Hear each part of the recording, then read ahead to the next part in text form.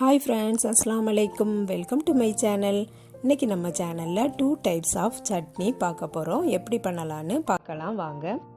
First கடலை சட்னி பண்ண போகிறோம். அதுக்கு பாதி முடி தேங்காய் எடுத்திருக்கேன், 2 டேபிள் ஸ்பூன் கடலை எடுத்திருக்கேன், பொரிக்கடலை. காரத்துக்கு ஒரு பச்சை மிளகு போட்டிருக்கேன், உங்களுக்கு தேவைன்னா அதிகமாக போட்டுக்கலாம். 3 பல்லு பூண்டு போட்டிருக்கேன், சால்ட் போட்டிருக்கேன். இதை நல்லா அரைச்சி எடுத்துக்கலாம். சட்னிக்கு மாதிரி அரைச்சி எடுத்திருக்கேன். இதை வேறு பவுலில் ட்ரான்ஸ்ஃபர் பண்ணியாச்சு. இதில் கொஞ்சம் கடுகும் கருவேப்பிலையும் தாளித்து ஊற்றிருக்கேன். அவ்வளோதான், ஈஸியான கடலை சட்னி நமக்கு ரெடி ஆகிட்டு. தோசை இட்லி கூட சாப்பிடும்போது அவ்வளோ டேஸ்ட்டாக இருக்கும் இந்த சட்னி. உளுந்த வடை கூடையும் தொட்டுக்கிட்டதுக்கு இந்த சட்னி வச்சு சாப்பிடலாம், ரொம்ப டேஸ்ட்டாக இருக்கும். நீங்களும் ட்ரை பண்ணி பாருங்கள்.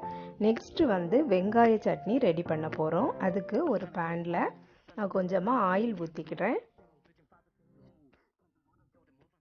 ஆயில் சூடானதும் 1 டேபிள் ஸ்பூன் உளுந்து சேர்த்துக்கிடலாம்.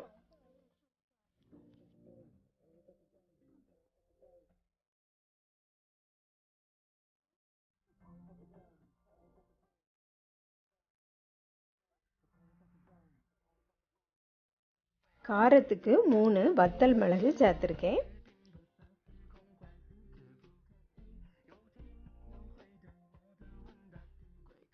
ஆயிலையே நல்லா வதக்கி விட்டுறலாம்.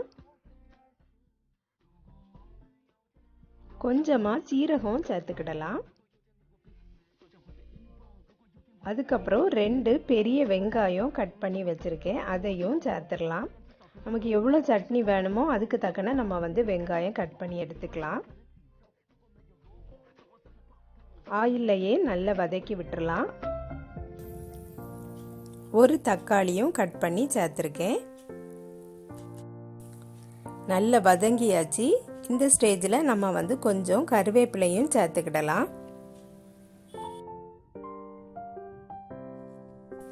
வெங்காயமும் தக்காளியும் வதங்கினதும் நம்ம ஆஃப் பண்ணிடலாம்.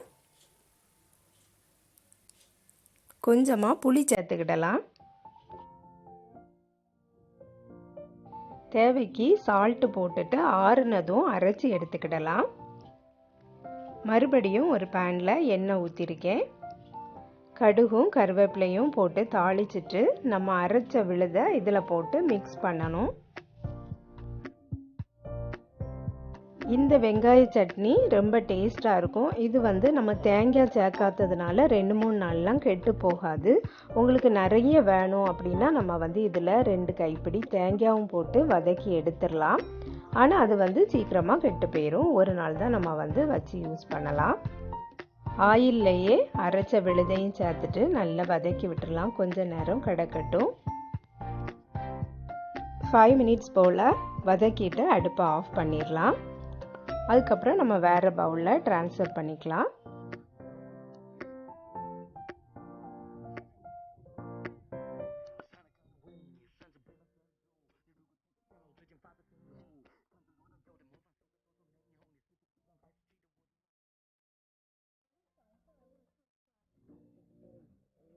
நான் முறுவல் தோசைக்கு கூட இந்த 2 சட்னியும் வச்சுருக்கேன். இந்த முறுவல் தோசை ஏற்கனவே நம்ம சேனலில் அப்லோட் பண்ணியாச்சு. பார்க்காதவங்களுக்கு நான் லிங்க்கு டிஸ்கிரிப்ஷன் பாக்ஸில் கொடுக்குறேன், செக் பண்ணி பார்த்துக்கிடுங்க.